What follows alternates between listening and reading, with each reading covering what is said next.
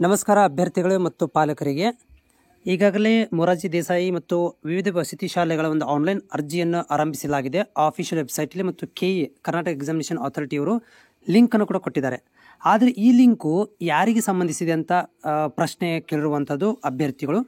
ಈ ಲಿಂಕನ್ನು ನಾವು ಕೂಡ ಹಾಕ್ಬೋದಾ, ಎಲ್ಲರೂ ಕೂಡ ಇದರಲ್ಲಿ ನಾವು ಟ್ರೈ ಮಾಡ್ಬೋದಾ, ಈ ಲಿಂಕಿಗೆ ನಾವು ಕ್ಲಿಕ್ ಮಾಡಿದರೆ ನಾವು ಕೂಡ ಇದರಲ್ಲಿ ಪ್ರೊಸೀಜರ್ ಮಾಡ್ಬೋದಾ ಅಂತ ಅಭ್ಯರ್ಥಿಗಳು ಕೇಳ್ತಿರುವಂಥದ್ದು. ಸೊ ಇದರ ಬಗ್ಗೆ ಸಂಪೂರ್ಣವಾದಂಥ ಮಾಹಿತಿ ಇರುತ್ತೆ, ವಿಡಿಯೋ ಪೂರ್ತಿಯಾಗಿ ನೋಡಿ. ಹೋದ ವರ್ಷದ ಒಂದು ಏನು ಕೈಪಿಡಿಯನ್ನು ಕೊಟ್ಟಿದ್ದರು, ಮಾಹಿತಿ ಪುಸ್ತಕವನ್ನು ಕೊಟ್ಟಿದ್ದರು, ಅದರ ಪ್ರಕಾರ ಕೂಡ ಈ ಮಾಹಿತಿಯನ್ನು ಕೊಡ್ತಾ ಇದ್ದೇನೆ, ವಿಡಿಯೋ ಪೂರ್ತಿಯಾಗಿ ನೋಡಿ. ಅಭ್ಯರ್ಥಿಗಳೇ, ನೀವು ಆನ್ಲೈನ್ ಅಪ್ಲಿಕೇಶನ್ ಹಾಕಬೇಕಂತಂದರೆ ಇದನ್ನು ನೀವು KEದಲ್ಲಿ ಲಿಂಕ್ ಓಪನ್ ಇದೆ ಒಪ್ಕೊಳ್ಳೋಣ, ಆದರೆ ಈ ಲಿಂಕ್ಗೆ ನೀವು ಅಪ್ಲೈ ಮಾಡಲಿಕ್ಕೆ ಬರೋಂಗಿಲ್ಲ. ಯಾಕಂದರೆ ಅಲ್ಲಿ ಏನು ಕೇಳಿದ್ದಾರೆ ಅಂತಂದರೆ ಅವರು ರಿಜಿಸ್ಟ್ರೇಷನ್ ನಂಬರು ಪ್ಲಸ್ ಪಾಸ್ವರ್ಡನ್ನು ಕೇಳಿದ್ದಾರೆ. ಬಟ್ ಅಲ್ಲಿ ನಿಮಗೆ ID ಕ್ರಿಯೇಟ್ ಮಾಡ್ಲಿಕ್ಕೆ ಯಾವುದೇ ಥರಂಥ ಒಂದು ಆಪ್ಷನನ್ನು ಕೊಟ್ಟಿಲ್ಲ. ಸೊ ಈ ಒಂದು ರಿಜಿಸ್ಟ್ರೇಷನ್ ನಂಬರ್ ಮತ್ತು ಪಾಸ್ವರ್ಡ್ ಎಲ್ಲಿರುತ್ತೆ ಅಂತಂದರೆ ಇಲ್ಲಿ ಕೊಟ್ಟಿದ್ದಾರೆ ನೋಡಿ. ಒಂದನೇದು, ಅಭ್ಯರ್ಥಿಯು ರಾಜ್ಯದಲ್ಲಿರುವ ಕರ್ನಾಟಕ ವಸತಿ ಶಿಕ್ಷಣ ಸಂಸ್ಥೆಗಳ ಸಂಘದ ವ್ಯಾಪ್ತಿಯಲ್ಲಿ ಬರುವ ಯಾವುದೇ ವಸತಿ ಶಾಲೆ ಕಾಲೇಜಿನಿಂದ ಅರ್ಜಿ ಸಲ್ಲಿಸತಕ್ಕದ್ದು. ಇದೇನು ಹೇಳ್ತಾ ಇದ್ದಾರೆ ಅಂತಂದರೆ ಇವರು ಅಭ್ಯರ್ಥಿಗಳು ಅಪ್ಲಿಕೇಶನ್ ಹಾಕುವ ಹಾಗಿಲ್ಲ. ನಿಮಗೆ ನಿಮ್ಮ ವ್ಯಾಪ್ತಿಯಲ್ಲಿ ಬರುವಂತಹ ಯಾವುದಾದ್ರೂ ಜಿಲ್ಲೆಗೂ ಹೋಗ್ಬೋದು, ನೀವು ಎಲ್ಲಿ ಬೇಕಾದರೂ ಹೋಗ್ಬೋದು. ಯಾವುದಾದ್ರೂ ವಸತಿ ಶಿಕ್ಷಣ ಸಂಸ್ಥೆಗೆ ಹೋಗಿ, ಕಾಲೇಜಿಗೆ ಅಥವಾ ಸ್ಕೂಲಿಗೆ ಹೋಗಿ ಅಲ್ಲಿರುವಂಥ ಹೆಡ್ ಮಾಸ್ಟ್ರು ಪ್ರಾಂಶುಪಾಲರ ಮುಖಾಂತರ ನೀವು ಅಪ್ಲಿಕೇಶನ್ ಹಾಕಬೇಕಾಗತ್ತೆ ಅಂತ ಹೇಳ್ತಾ ಇದ್ದಾರೆ. ಸೊ ಇದು ನಿಮಗೆ ಫಸ್ಟ್ ಪಾಯಿಂಟಲ್ಲಿ ಕ್ಲಿಯರಿಫೈ ಆಗಿದೆ ಅಂತ ತಿಳ್ಕೊಂಡಿದ್ದೀನಿ. ಯಾಕಂದರೆ ನೀವು KE ಮುಖಾಂತರ ಅಪ್ಲಿಕೇಶನ್ ಹಾಕಲಿಕ್ಕೆ ಬರೋಂಗಿಲ್ಲ. ಇದು ಕಾಲೇಜಿಗೆ ಬಿಟ್ಟಿರುವಂಥ ಲಿಂಕ್. ಆದರೆ ನಿಮಗೆ ನಾವು ಇಂಟಿಮೇಟ್ ಮಾಡಿರ್ದೇನೆಂದರೆ ಆನ್ಲೈನ್ ಅರ್ಜಿ ಓಪನ್ ಆಗಿದೆ, ಓಕೆನಾ, ನೀವು ಅಲರ್ಟ್ ಆಗಿರಿ.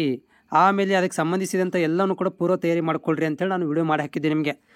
ಆದರೆ ಸೊ ಅಪ್ಲಿಕೇಶನ್ ಅಭ್ಯರ್ಥಿ ಕೇಳಿರೋದು ಏನಂತಂದರೆ ಇಲ್ಲಿ ನಾವು ಹಾಕ್ಬೋದು ಅಂತ ಕೇಳಿದಾಗ, ಇಲ್ಲ ನಿಮಗೆ ಅಪ್ಲಿಕೇಶನ್ ಹಾಕಲಿಕ್ಕೆ ಬರೋಂಗಿಲ್ಲ, ಇದನ್ನು ಹೊರಗಿನವ್ರು ಹಾಕಲಿಕ್ಕೆ ಬರೋದಿಲ್ಲ. ಇದು ನೀವು ಸಮೀಪದಲ್ಲಿರುವಂಥ ಮೊರಾರ್ಜಿ ದೇಸಾಯಿ ಸ್ಕೂಲುಗಳಿಗೆ ಅಥವಾ ಕಾಲೇಜುಗಳಿಗೆ ಹೋಗಿ ಅಲ್ಲಿರುವಂಥ ಪ್ರಾಂಶುಪಾಲರ ಮುಖಾಂತರ ನೀವು ಅರ್ಜಿ ಸಲ್ಲಿಸಬೇಕಾಗತ್ತೆ. ಯಾಕಂದರೆ ಅವ್ರ ಹತ್ರನೇ ಏನಿರುತ್ತೆ ಅಂತಂದರೆ ಈ ಸ್ಯಾಟ್ಸ್ ನಂಬರ್ ಇರುತ್ತೆ, ಇದು ರಿಜಿಸ್ಟ್ರೇಷನ್ ನಂಬರ್ ಇರುತ್ತೆ, ಮತ್ತು ಪಾಸ್ವರ್ಡ್ ಇರುತ್ತೆ. ಅವರೇ ಅದನ್ನು ಹಾಕಬೇಕಾಗತ್ತೆ. ಅವ್ರ ಮುಖಾಂತರ ನೀವು ಏನು ಮಾಡಬೇಕಂದ್ರೆ ಈ ಒಂದು ಅಪ್ಲಿಕೇಶನ್ ಹಾಕಬೇಕಾಗತ್ತೆ. ಅಪ್ಲಿಕೇಶನ್ ಹಾಕಿದ ಮೇಲೆ ಮುಂದಿನ ಪ್ರಕ್ರಿಯೆಗಳನ್ನು ಏನು ಮಾಡ್ತಾರೆ, KEದವರು ತಮ್ಮ ವೆಬ್ಸೈಟಲ್ಲಿ ಅಪ್ಡೇಟ್ ಮಾಡ್ತಾ ಹೋಗ್ತಾರೆ. ಆದರೆ ನೀವು ಹೋಗಬೇಕಾದ್ರೆ ಈ ಒಂದು ಸ್ಕೂಲ್ಗಳಿಗೆ ಕಾಲೇಜುಗಳಿಗೆ ಹೋಗಬೇಕಾದ್ರೆ ವಿದ್ಯಾರ್ಥಿಯ ಭಾವಚಿತ್ರ ಮತ್ತು ಸ್ಯಾಟ್ಸ್ ನಂಬರ್ಗಳನ್ನು ತೊಗೊಂಡು ಹೋಗಬೇಕು, ಮತ್ತು ಕಾಸ್ಟ್ ಸರ್ಟಿಫಿಕೇಟ್ಗಳನ್ನು 370J ಕರ್ನಾಟಕ ಸರ್ಟಿಫಿಕೇಟ್ ಇದ್ದರೆ ಅದನ್ನು ತೊಗೊಂಡು ಹೋಗಬೇಕಾಗತ್ತೆ.